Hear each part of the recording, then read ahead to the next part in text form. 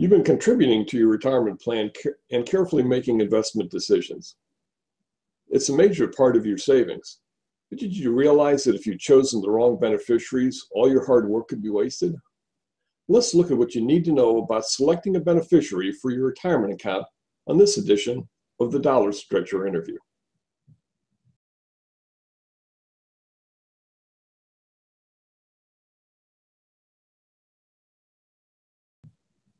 Hi, I'm Gary Foreman, editor of thedollarstretcher.com. With me today is Ryan C. Edwards. Ryan is a certified financial planner and investment executive at cornerstoneshreveport.com. He works with individuals to help them achieve overall financial success. Ryan, thanks for joining us today. Well, thanks for having me. Let's start with the basics. What is a beneficiary and what do they do? Well, a beneficiary is a person that receives the assets after the account holder passes away. Usually, if you're married, you usually list your primary beneficiary as your spouse and oftentimes your children as your secondary or contingent beneficiary. And so nothing happens until after you pass away. Correct. There's a beneficiary just basically enables the account holder to list exactly where he wants his or her assets to go should something happen to him. Now, what happens if I open a 401k plan, say, and I just don't name a beneficiary? I say, I'm going to do it later on, and I just never get around to it. What happens if I should pass away under those circumstances? If you were to pass away without listing a beneficiary, the assets in the account will go through probate, which means it would go through the courts, and the court would decide according to your will if you have one, or if you don't have a will, according to whatever procedures have been put in place by the state, they would decide who received those assets. There's a lot of disadvantages to not listing a beneficiary on a retirement account or an IRA or even an insurance policy.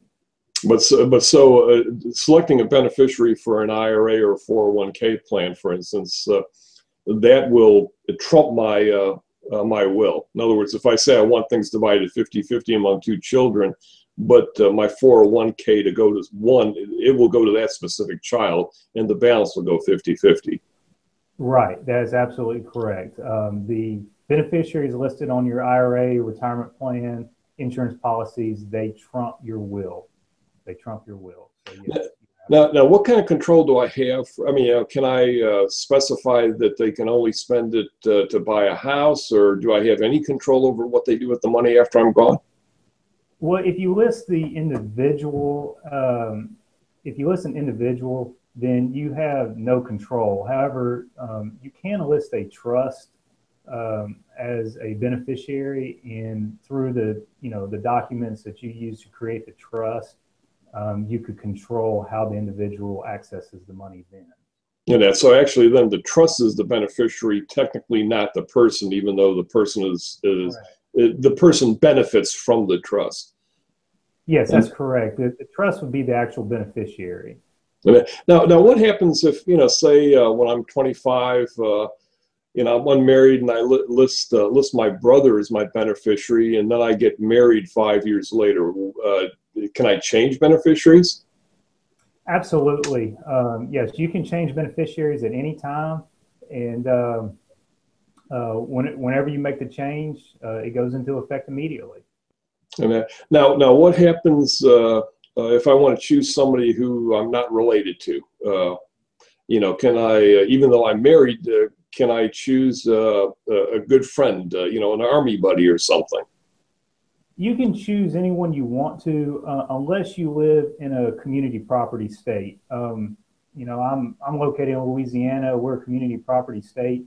If I was to choose a beneficiary of my retirement plan or my IRA that was anybody other than my spouse has to sign off on that. Typically, though, in a non-community property state, you can change your beneficiary to whoever you want it to be.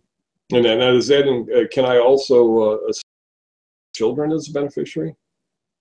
Yes, this is where I really caution my clients and parents in general, because the primary issue, at least that I have or that I warn parents about with listing minor children as beneficiaries, is that when they hit the age of majority, whether that's 18, it's somewhere between 18 and 21, depending on the state where you live, they will receive whatever remaining assets are in that account with no strings attached. So, for example, if you have a $1 million IRA and you list your wife as your primary beneficiary and your only child, your only 15-year-old child is a secondary beneficiary, and you and your wife pass away in a car crash, then at age 18 in some states, that child will have access to the balance of that account. And a lot of parents, including me personally, I would not want my child at age 18 to have, the balance of $1 million with no strings attached. Yeah, it makes a lot of sense. Now, what happens if our children are adults, but they just happen to be bad money managers? Is there anything that we can do then? Absolutely. Of course, you don't have to list them as beneficiaries if you don't want to. And again, this is where a trust can come in handy. You can list a trust as the beneficiary of the account, and then through the trust documents, you can dictate how the money can be accessed working with the trustee. A lot of times, we'll see. I'll see cases or hear cases where through the trust documents, the income from the trust can be used for health, maintenance, education, and support until certain ages are reached, and then maybe the balance can be, taken out and provided to the beneficiary of the trust.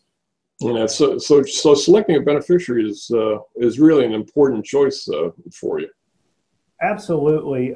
From one perspective, from the perspective of avoiding probate costs, if you select a beneficiary, most of the times you'll be able to avoid the cost of probating those assets, which can be substantial.